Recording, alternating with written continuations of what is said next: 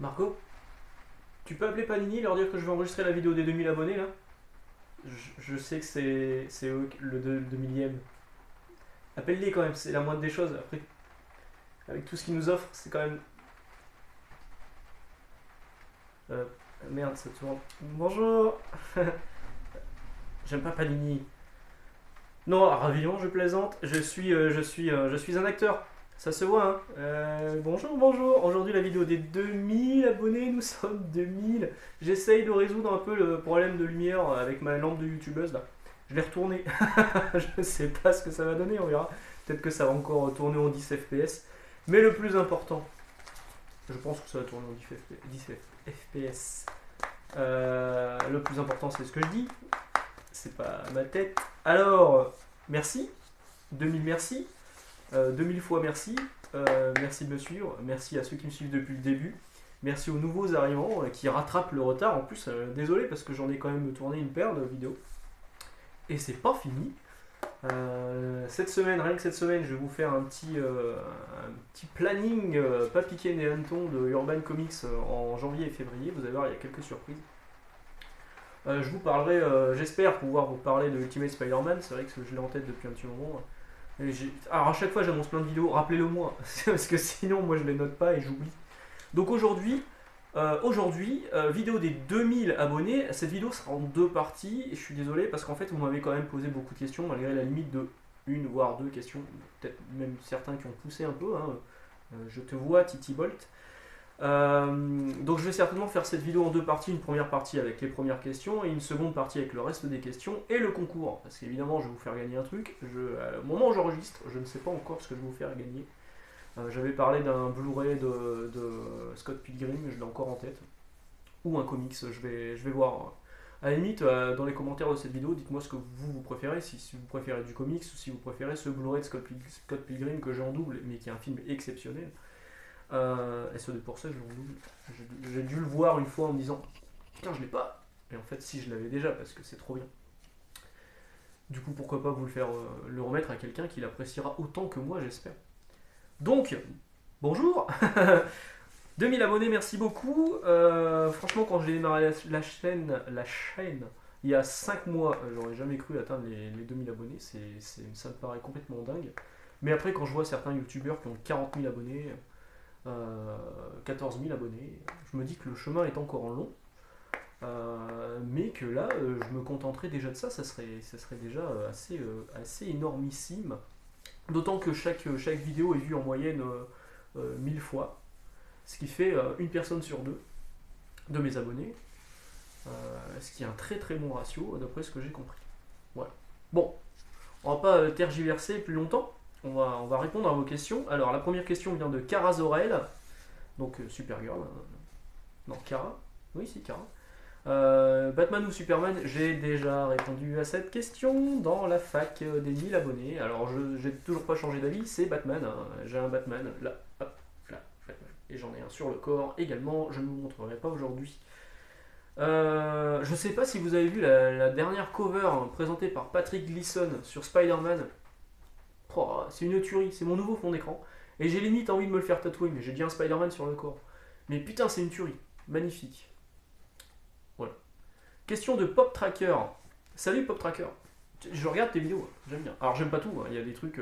Je suis moins figurine. D'ailleurs ta question porte sur les figurines. Je suis moins figurine, je suis plus comics puisque ça coûte déjà beaucoup d'argent. Mais je suis ta chaîne, ouais. Voilà. Alors ta question c'était quelle est ta plus belle statue ou figurine. Ben c'est. Attendez, est-ce que je peux tourner la caméra sans que ça foute trop le bordel? Je fais des bruitages aussi. On la voit un peu. Allez là, c'est Spawn, hein. Vous l'avez déjà vu dans des vidéos, franchement j'adore cette figurine. Margot l'aime pas trop. Et moi j'aime bien, elle est belle, ouais, elle est super belle. Alors je suis un peu dégoûté parce qu'il y a certains points certains trucs qui sont un peu pétés dessus, mais non, elle est trop belle, j'adore. Sinon il y a aussi mes pèses, voilà, mon pèse Captain America, que j'ai dans cette version là. Voilà, un pèse Captain America de toute beauté. Et une version fausse pèse Captain America de toute beauté également. Voilà, donc merci pour ta question Pop Tracker et bonne continuation pour ta chaîne YouTube. Rotator 636, mon pseudo est-il Max Faraday ou Oulavette? Mon pseudo c'est Max Faraday. C'est Max Faraday depuis Caramel. En fait, la première adresse mail que j'ai eue, c'était une adresse Caramel, c'était maxfaraday@caramel.com. M'écrivez pas, hein, elle n'existe plus, hein, cette adresse mail. Ou la bête, c'était le nom que j'avais pour mon blog. J'avais un blog, pas un Skyblog, un blog. Alors pour la petite histoire, je l'ai raconté une fois sur Twitter. J'étais avec mon ami Jérôme il y a très longtemps, hein, quand je buvais encore de l'alcool, dans une forêt perdue, entre potes. Et là, il y a une bête qui passe dans un fourré, et Jérôme, qui était à 3 grammes, me fait « Oh, il y a une bête! Oh, la bête !» Donc ça m'a fait rire, donc c'est resté. Donc quand j'ai monté mon blog qui était à la base dédié sur Donkey Konga, je suis désolé, vous allez entendre la pluie encore aujourd'hui. Donkey Konga, c'était un jeu sur GameCube. Je me suis dit, il faut un truc en rapport avec un animal, et où la bête est venue tout simplement. Et du coup, quand j'ai monté mon compte Instagram et que j'ai monté mon compte Twitter, Max Faraday, il y en avait déjà quelques-uns, donc du coup j'ai mis où la bête. Voilà, donc c'est bien Max Faraday, hein, sinon mon pseudo, hein. Ça a toujours été Max Faraday. Question de Dantamouille et de Marc Moreau. Alors, c'est deux questions qui se ressemblent un petit peu. Dantamouille me demande quand liras-tu l'intégrale de Harbinger, et Marc Moreau me demande ton avis sur XO Manowar et des infos sur les parutions pré-2012, avant 2012, chez Bliss. Je suis désolé, j'ai pas ce genre d'infos, je ne lis pas de Bliss. Non pas que je ne veuille pas, mais que je sais que si je mets mon doigt dedans dans l'engrenage, ça va me recoûter une fortune en achat. Alors j'avais contacté Bliss à un moment par rapport à mon boulot en demandant s'ils ne pouvaient pas m'envoyer quelques exemplaires de SP pour que je découvre un peu l'univers. Ils m'ont répondu qu'ils pouvaient m'envoyer des PDF, ce qui est déjà une bonne chose, hein. Ce qui est déjà une très bonne chose. Mais n'étant pas lecteur sur PDF, sur tablette ou quoi que ce soit, ça ne m'intéresse pas, je préfère avoir l'objet dans la main. Bah, j'ai décliné finalement. Donc non, alors XO Manowar ça m'intéresse depuis des années, notamment pour le trait de Carrie Nord, parce que j'aimais beaucoup Carrie Nord à l'époque. Un peu moins maintenant, ce qu'il a fait sur ses derniers Wonder Woman n'était pas terrible. Mais non, je lis pas de Bliss. Je sais que c'est un tort. J'en ai lu quelques-uns, hein. J'avais lu, je crois que c'était Divinity, juste parce que c'était le dessinateur me plaisait. Et j'avais lu Face, les premiers numéros, les deux premiers numéros, je crois, mais ça m'a pas donné plus envie que ça. Donc désolé, je n'ai pas lu l'intégrale de Harbinger, et désolé, j'ai pas d'infos sur du Bliss et sur XO Manowar. C'est sans doute très bien, mais bon.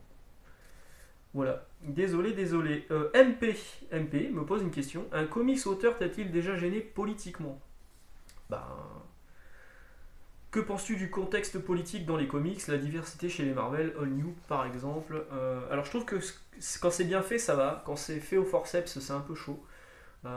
Sur les All New, bon, Miles Morales c'était cool, Kamala Khan, je trouvais ça un petit peu forcé, mais bon, ça passe. Ça me dérange pas plus que ça. Après, un auteur m'a-t-il gêné politiquement? Oui. Récemment, je vous avais dit que je voulais lire Terreur Sainte de Frank Miller. Et ben, c'est bien fidèle à sa réputation d'être un récit très très borderline, notamment dans les caricatures à l'intérieur et certains dialogues. Franchement, c'est chaud. Donc, ouais, du coup, pour le coup, Frank Miller, ça m'a un peu choqué, quoi. Après, bon, Dark Knight Rises, etc., ça reste des œuvres mythiques, hein, mais Terreur Sainte, je sais pas ce qu'il avait pris ce jour-là, mais il était chonchon, hein. Je crois que c'était juste après le 11 septembre, hein, donc, ça n'excuse rien, hein, mais ouais, c'est limitant. Titi Bolt, je te vois, tu m'as envoyé 6 questions, j'en ai retenu que 2. J'en ai retenu que 2. Ouais. Donc les autres, soit des questions que j'avais déjà répondu, soit des questions auxquelles je n'avais pas forcément de réponse, hein. Donc j'en ai retenu 2, les 2 meilleurs. Le best-of. Le lancement pendant le confinement. Regret ou ne pas regret de l'avoir fait avant le confinement? Bah, pas de regret, non. C'est-à-dire que j'étais pas prêt, en fait. J'étais pas prêt, je me sentais pas de faire une chaîne YouTube, mais carrément pas, je l'ai déjà dit, en fait. Voilà, je trouve pas que c'est hyper intéressant ce que je raconte, même si ça vous intéresse vous. Alors de l'avoir fait avant, non, je l'aurais pas fait. Ce qui m'a vraiment déniaisé, disons, c'est quand je suis parti au Japon au mois de mai. C'était juste avant le confinement. et où j'ai fait des vidéos sur Instagram où je racontais tous les jours ce que je faisais. Et quelques semaines avant, je commençais à faire quelques vidéos sur Instagram, sur IGTV, sur les comics. Et ça m'a donné un peu plus confiance en moi et je me suis dit pendant le confinement, bon bah là j'ai énormément de temps, je suis en train de relire plein de trucs. Est-ce que ça serait pas le moment d'essayer YouTube? Ça prend, tant mieux. Ça prend pas, ben tant pis. De toute façon, je suis toujours sur Instagram et puis si ça marche pas, hein, c'est tout. Donc non, non je pense que c'était le bon moment en fait. Le bon moment. Ta deuxième question. Est-ce que tu trouves que les volumes de parution sont trop importants? Actuellement, oui. Il y a énormément de choses qui sortent. On en a parlé juste après le confinement. Je trouvais qu'il y avait trop de choses qui sortaient. Je trouvais qu'ils n'espaçaient pas assez les sorties. Du coup, il y avait un embouteillage de sorties. Et il repleut. C'est quand même dingue. C'est le Nord. Donc oui, il y a énormément de choses qui sortent. Les éditeurs se multiplient. Il y a un moment, le portefeuille n'est pas extensible. Moi, je peux pas suivre tout. C'est d'ailleurs pour ça que je vous parle principalement de Marvel et DC et beaucoup moins des indépendants. C'est parce que il y a un moment, il faut que je fasse un choix. Et moi, j'ai grandi avec Marvel et un peu plus tard avec DC. J'ai grandi avec les titres parus chez Semic, donc les comics Image de l'époque des années 90. Mais les indépendants d'aujourd'hui, à un moment, il faut que je fasse un choix. Alors, il y a des indépendants qui passent et que j'adore, Skyward, Maestro, c'est souvent chez iComics. Chez Delcourt aussi, hein, le Murder Falcon était très très bien. Les titres de Kirkman chez Delcourt sont très très bons aussi. Mais c'est vrai qu'il y a d'autres éditeurs, je prends pas le temps de m'y intéresser et j'ai pas financièrement les moyens de m'y intéresser. Merci pour tes questions, Titi Bolt. Sorel66, pourquoi je ne parle jamais d'Alan Moore ou de Neil Gaiman? Pourquoi je parle jamais d'Alan Moore ou Neil Gaiman? Parce que c'est pas mes auteurs phares. Parce que je ne m'estime pas assez connaisseur de ces deux auteurs pour avoir un avis intéressant là-dessus. En fait. J'aime beaucoup Neil Gaiman, j'aime beaucoup son Spawn où il a créé Angela.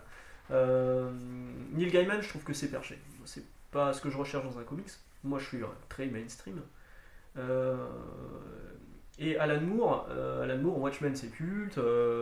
Enfin, il y a vraiment des récits qui sont très très bons. Ce qu'il a fait sur Suprême, à l'époque c'était Rob Liefeld, c'était chez Image, puis c'était chez Extreme, Awesome, Maximum. Enfin, il y a eu 25 millions d'éditions, maisons d'édition créées par Rob Liefeld. Ce qu'il a fait sur Suprême, c'est très très bon. C'est disponible en un intégral chez Delcourt. Franchement, si vous tombez dessus, prenez-le. C'est le mythe de Superman, mais décousu, remonté. Enfin, c'est génial.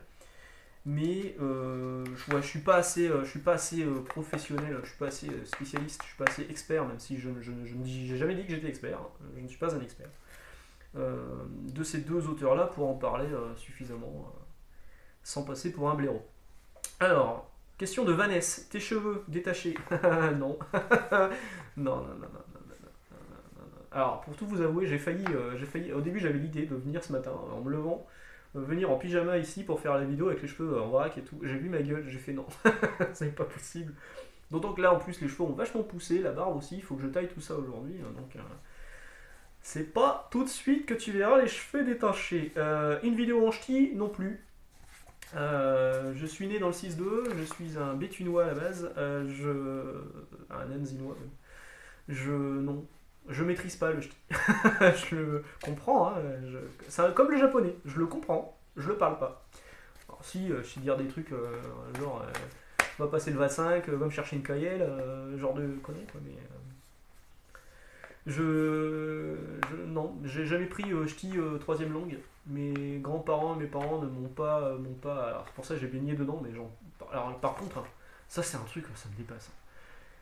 Les jeunes, alors je crois que ça ne se fait plus, mais il y a un moment, les jeunes du coin trouvaient ça cool de parler en ch'ti entre eux. Je trouvais ça moche, mais moche. Je comprends pas quoi.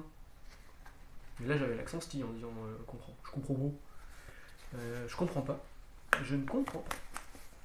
Après, ils font ce qu'ils veulent, hein, mais quand t'es habillé comme une chagasse, comme Weshden, et que t'as l'accent ch'ti, il y a un petit peu un contraste qui me dépasse un peu. Mais j'ai rien contre les ch'tis, hein, je suis ch'ti moi-même. Donc, c'est très bien le ch'ti, mais je le maîtrise pas. Donc je ferai pas une vidéo de 20 minutes en ch'ti. Bon, elle va être longue cette vidéo, je suis déjà à 15 minutes. Chamouf, meilleur et pire jeu vidéo auquel j'ai joué cette année. Bah, le meilleur, tu l'as dit toi-même dans les commentaires, c'est Streets of Rage 4. Exceptionnel, c'est une tuerie et les musiques sont top. Oh là, la musique, quand on monte dans l'ascenseur, là, mon dieu, je me la repasse en boucle, cette musique elle est top. Et sinon, c'est Mario Galaxy. Ouais, Last of Us 2 aussi, mais j'ai préféré le premier. Donc, voilà. Et le pire, c'est difficile à dire. Hein. Les pires jeux vidéo, j'y joue pas en fait. J'essaye 5 minutes, ça m'intéresse pas, j'arrête quoi. Donc, franchement, je saurais pas dire. Je n'ai pas de réponse. Peut-être ce truc avec les chats volants là. Non, en général, tout ce qui est jeu indé un peu pourri qui pop à 1,99€ sur le eShop ou sur ton téléphone. Alors je ne joue pas sur téléphone, j'ai horreur de jouer sur téléphone, il me faut une manette en main. Donc ouais, là j'en ai pas en tête, je suis désolé. Mes avis et attentes sur les films adaptés de comics en 2020-2021, les New Mutants, Wonder Woman, Batman, MCU. Bah MCU c'est facile, il n'y en a pas, donc tout a été décalé l'année prochaine. J'attends beaucoup Black Widow, mais juste pour voir ce qu'ils vont faire. Et j'attends surtout les Éternels, hein, pour voir la nouvelle phase, je crois que c'est la 4, hein, du MCU. J'attends les séries tirées de Marvel, Vision, ça a l'air très très bien.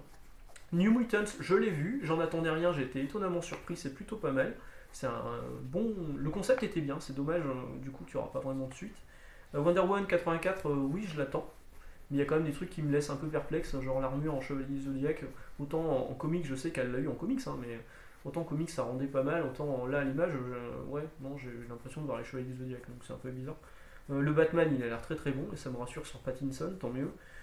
D'ailleurs, le film que j'ai vu, la Tenet c'était pas terrible, enfin, moi j'ai pas tellement aimé, mais par contre, le Pattinson jouait très bien dedans, donc ça m'a un peu rassuré aussi là-dessus.